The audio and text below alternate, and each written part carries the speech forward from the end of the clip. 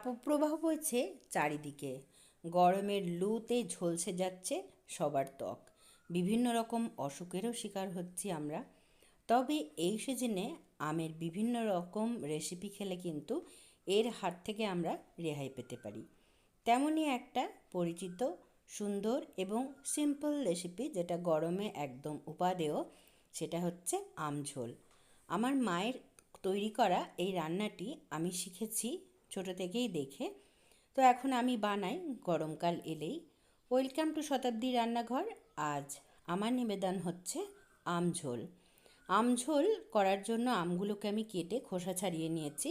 একটা পাত্রে নুন দিয়ে জল দিয়ে আমি আমগুলোকে একটু ভাপিয়ে নেব। তারপর জলটা আলাদা করে রেখে আমটা আমি আলাদাভাবে নিয়ে নেব। আমঝোল বানাতে সেরকম বেশি কিছুই লাগবে না। একটা আলু নিয়েছি, এখানে খোসা সমেত নিয়েছি। আমগুলো নিয়েছি এই যে জল ঝরিয়ে। হলুদ নিয়েছি, নুন নিয়েছি, সামান্য চিনি নিয়েছি, শুকনো লঙ্কা নিয়েছি, একটু লঙ্কা গুঁড়ো নিয়েছি, একটু সর্ষে নিয়েছি, একটু পাঁচফোড়ন নিয়েছি। পাঁচফোড়ন আর সর্ষে এখানে অবশ্যই নিতে হবে। আর সর্ষে দিলে কিন্তু এটা সুস্বাদু এবং খাওয়ার পক্ষে ভীষণ উপকারী হয়ে যায়। তো এবার আমি কড়াইয়ে চড়িয়ে দিয়েছি সর্ষের তেল। একদম অল্প দেব, কারণ যেহেতু এটা একদম পাতলা হবে এবং গরমের জন্য উপকারী হিসেবে বানাতে হবে, তাই তেল ঝাল মশলা একটু কম করেই দেব। দিয়ে দিয়েছি তেল গরম হলে শুকনো লঙ্কা আর পাঁচফোড়নটা। এখানে আমি লঙ্কা গুঁড়ো দিয়েছি, আমি ভিডিও করছি বলে একটু কালারের জন্য, নইলে কিন্তু আপনারা লঙ্কা গুঁড়োটা একদমই স্কিপ করে দেবেন। কাঁচা লঙ্কা পারলে একটা ফাটিয়ে দিতে পারেন, বা শুকনো লঙ্কাতেই কিন্তু এটা একটু ঝাল ঝাল হবে, আর বিশেষ ঝালের কিন্তু প্রয়োজন নেই। দিয়ে দিলাম সর্ষে। এখানে সাদা সর্ষে থাকলে দেবেন, আর আপনাদের কাছে যদি কালো সর্ষে থাকে তবে কালো সর্ষেও দিতে পারেন, কোনো অসুবিধা নেই। এবার কালো সর্ষেটা একটু বেশ পোড়া পোড়া হয়ে গেলে, সুন্দর একটা গন্ধ ছাড়লে আমি আমগুলোকে দিয়ে দিলাম।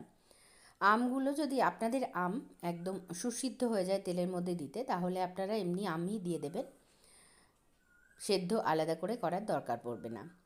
এবার আমি আলুগুলো দিয়ে দিলাম। আলু কিন্তু আমি আগে থেকে সেদ্ধ করে রেখেছি, খোসা সমেত দিয়েছি, কারণ এই আমঝোলে যদি খোসা সমেত আলু দেওয়া হয় তাহলে খুব ভালো লাগে খেতে। আলু ছাড়াও আপনারা আমঝোল করতে পারবেন। আর সুন্দর এই আমঝোল আমরা তারপরে দিয়ে দিলাম লঙ্কার গুঁড়োটা।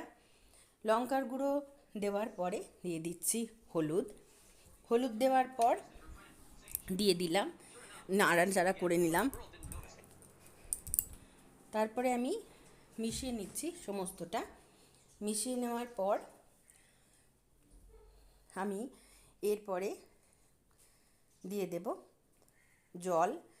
জল দেব বেশ একটু পরিমাণ, কারণ এটা একটু ঝোল ঝোল হবে, তাই জলটা একটু বেশি পরিমাণে দেব। নুন চিনিটা দিয়ে দেব। নুন চিনিটা দিয়ে ভালো করে আমি নাড়াচাড়া করে নিচ্ছি। তারপর এটাকে আর সেরকম কিছুই কাজ থাকবে না। আমরা এরপরে দিয়ে দেব একটা ঢাকা।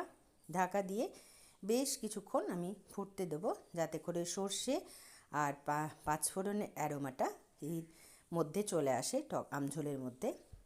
তো গরমে এই কী সুন্দর কালার এসছে দেখুন। আরও একটু জল আমি দিয়ে দিচ্ছি আর একটু ঝোলঝোল করার জন্য। আবারও একটু আমি ঢাকা দিয়ে দিচ্ছি। তারপরে 2 মিনিট মতো ঝোলটা ফুটে গেলে আমি নামিয়ে রাখবো। গরমে এই দিয়ে কিন্তু ভাত খেতে শেষ পাতে ভীষণ ভালো লাগে, আর ভীষণই এটা উপকারী। তো গরমে একবার অবশ্যই বানিয়ে নেন, আর একদিন যদি বানান তাহলে রোজ বানাতে ইচ্ছে হবে। তো বন্ধুরা, আমার এই রেসিপিটা কেমন লাগলো অবশ্যই জানাবেন। ভালো লাগলে একটা লাইক কমেন্ট করবেন, আর প্লিজ সাবস্ক্রাইব করবেন আমার চ্যানেলটি। পাশে থাকা বেল আইকনটা অবশ্যই প্রেস করবেন, যাতে করে যে কোনো নোটিফিকেশান আপনার কাছে খুব সহজে পৌঁছে যায়। গরমে প্রচুর জল খান, আম খান অবশ্যই। রোজ যেন শেষ পাতে একটু টক থাকে যে কোনো রকমের, এটা একদম চাইবেন প্রত্যেকে। আর সুস্থ থাকবেন, আমিও সুস্থ থাকার চেষ্টা করব। আজকে এই পর্যন্ত, নিয়ে আসবো অন্য আর একটা রেসিপি। ততক্ষণের জন্য বিদায় নিচ্ছি আপনাদের সঙ্গে থেকে।